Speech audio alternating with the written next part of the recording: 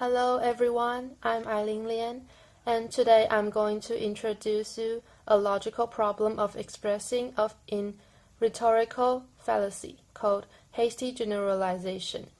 And it belongs to one of the faulty generalization and is also known as illicit generalization and leaping to the conclusion. And just as implied in the name, to generalize means to make a statement or conclusion based on specific cases.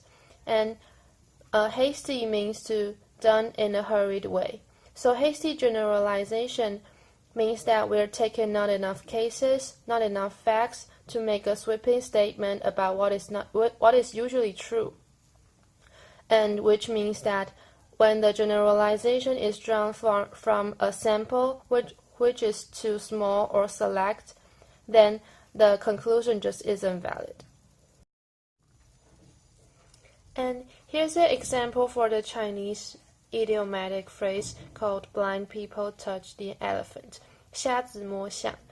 And it is said that in the ancient China, there was an emperor who wanted to search for fun, and therefore he gathered 4 blind people and an elephant.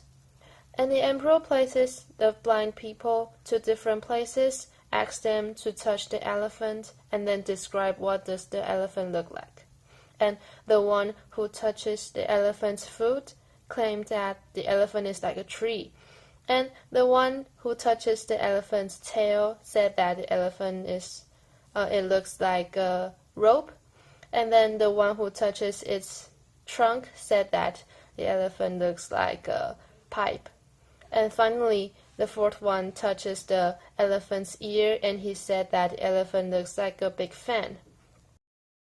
The 4 blinds all make the mistakes of collecting not enough data to make their statements, and they all fall prey to the hasty generalization.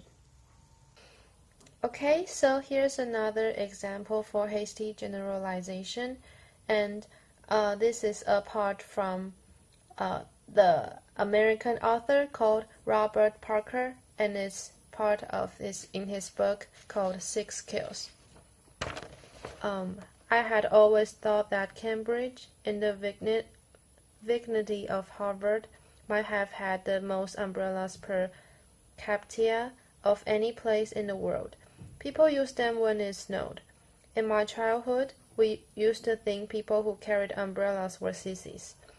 It was almost certainly a hasty generalization, but I had never encountered a hard argument against it.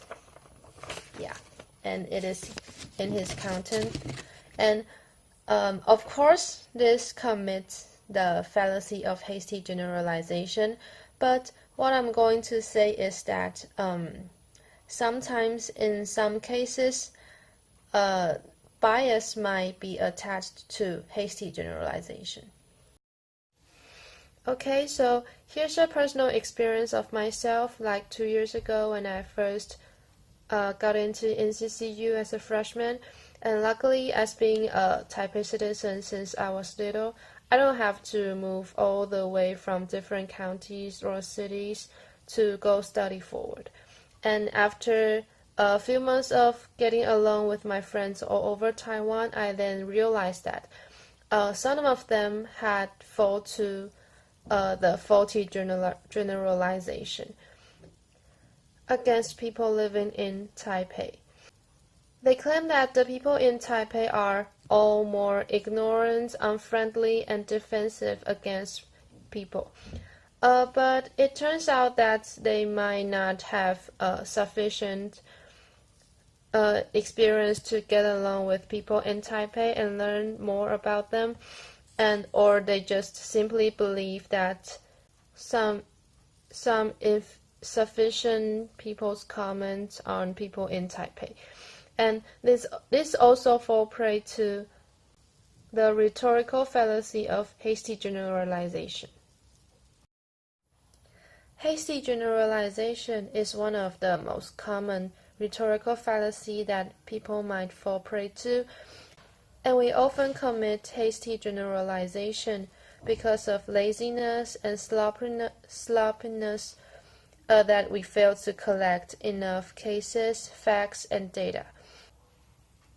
It is very easy to just simply leap to the conclusion, and it's much harder to collect enough sample and data and to draw the justified conclusion. Thus, to avoid this fallacy, all we need to do now is take care of the example that is larger enough and representative enough.